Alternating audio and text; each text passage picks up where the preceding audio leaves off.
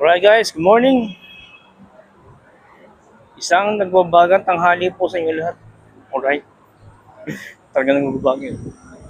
Although, okay naman yung kalangitan. May kaulapan naman. Hindi katulad ng yung mga nakaraang araw na na clear sky. Kaya ang tindi ng init. So, how's your day going guys? Happy Friday po sa inyo lahat. Viewers, subscribers, maraming po salamat sa inyo mga suporta. And yun, kahit pa paano po ay may a little bit of improvement po sa aking YouTube channel. And ayun, maraming salamat po sa inyong suporta. And asahan din nyo po ang aking mga magagandang episodes na ikukwento na aking content. Kahit na wala akong pang-edit ay babawiin ko na lang po sa aking the way I make a content. So, tawid tayo. Medyo malinaw sa kabila eh. Yan. Init na. So, kamusta kayo guys? Today is May 15, 2026. Yun. As usual, dito po tayo sa Magallanes Village. Ang daanan yan guys, Lapu-Lapu Avenue. Aba yan. Hanggang sa dulo yan. Ano tawag dito?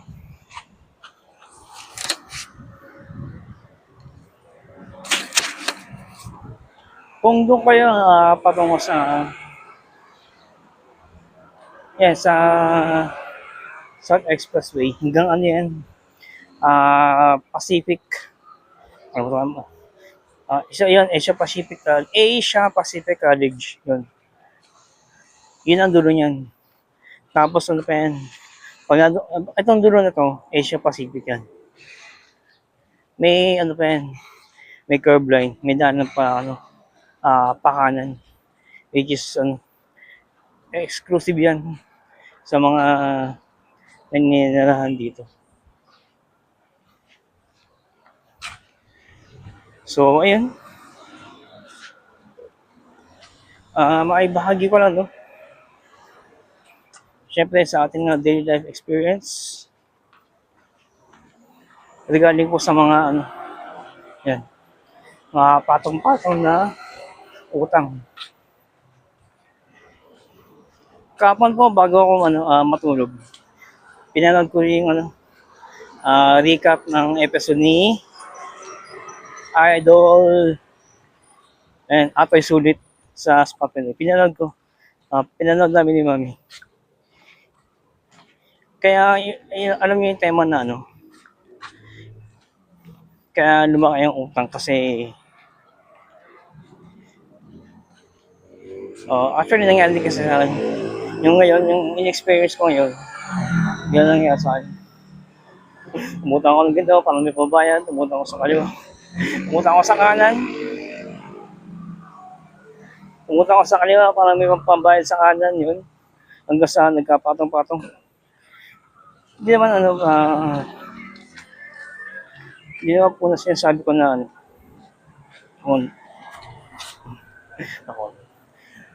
hindi naman umabot ng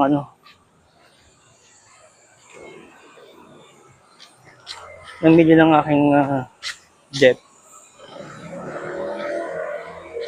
Pala kasi sa akin yung ko. Nag-renewal kasi ako sa Union Bank noong December para may pambayad ako sa aking SSS loan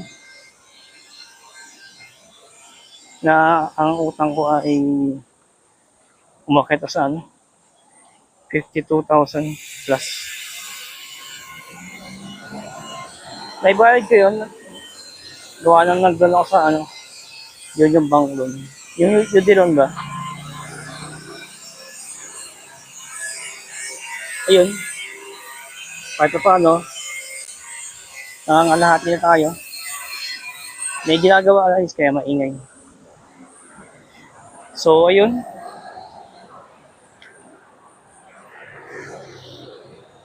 So, yun nga. Sa Union Bank Loans, UD Loans, meron akong, yun yung utang ko sa, yun yung utang ko na dapat na babayaran. Kaso, sa kagipitan, nanghiram naman ako kay GCash. Doon. Doon ko na, tawag ito. Doon ko doon ako na nawala ng control sa utang ko. Pero hindi ko naman masisisi yung mga pagkakataon kasi taga kailangan eh.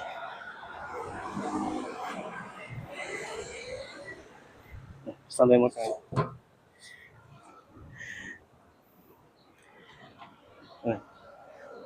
Thank God, kumulimlim.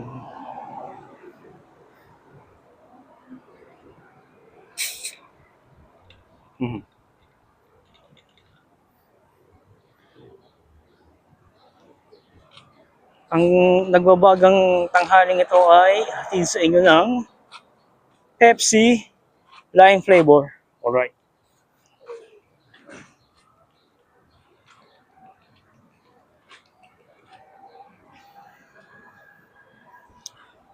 Okay siya guys. At kung naninom ko, okay na. Di, okay man. Actually, ito. Zero sugar, lime flavor. Alright. So, yung back to the topic.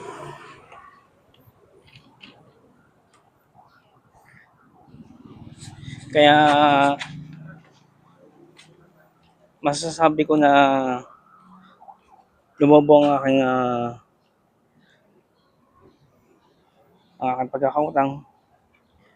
Gawa ng UD loans, tapos GCash loans na minayat maya ako. Kaya ito medyo, sisingil ako ng pangyayari. Although, masasabi ko naman na kaya pa naman manageable. Pero yung gagastusin yung matitira na panggastos sa araw-araw, talagang tipid. Pero sa mga bayarin namin, tulong-tulong po kami magkapatid.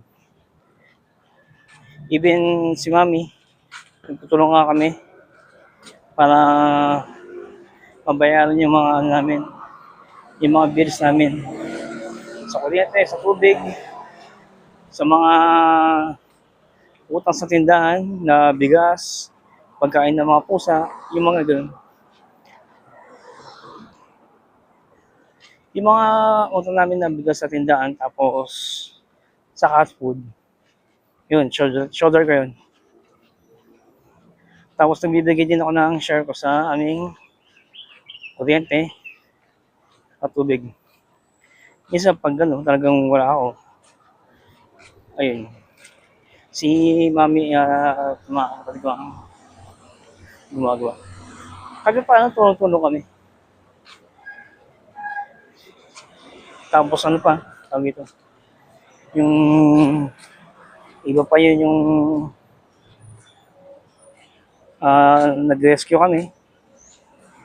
Yung nga, doon ako yung mga naitulong namin, doon ko pa kinuha sa GCash loans. Tsaka hindi mo ako nanghihinayang kasi tulong ko yun. At nung nabubuhay pa sila tita, ay ginawa nila sa amin yun. Kaya it's time for me na pag-pay forward to do the right thing. So, kung sa tingin nyo ay medyo hirap ako, well, that's the fact na kaya ko na tawag ito, na medyo napapadoble isip ako. Pero anyway, nandito tayo. Nasa ano na ako eh. Nasa halfway na ako eh. Nakakakain naman ng saldo guys. Nabayaran yung mga utang ko. Yun ang aking ipagpapasalamat. At paano, nandito ka sa BP call center. Di man kalakihan yung sahod natin, eh, kahit pa paano, nababayaran man, paunti-unti yung mga utang ko. Yes, I'm planning din naman na makapagtrabaho sa ibang bansa. Hopefully, by God's grace. Okay naman na yung natin, yung ating health, lalo na yung mga natin, yung mga tawag dito, yung mga medical lab test, yung Chem 10, kung tawagin, okay naman. So, sa natin, ito. Sa iba pa ba nating mga uric acid, mga ganun, cholesterol, okay naman, normal lahat. Thank God for that. So yun, okay naman yung mga utang ko na patong-patong. Umutang ako sa kanan, umutang ako sa kaliwa para may pambayad sa utang ko sa kanan. Then, yung utang ko sa kaliwa, umutang naman ako sa kanan para may pambayad ko sa kaliwa. Pero,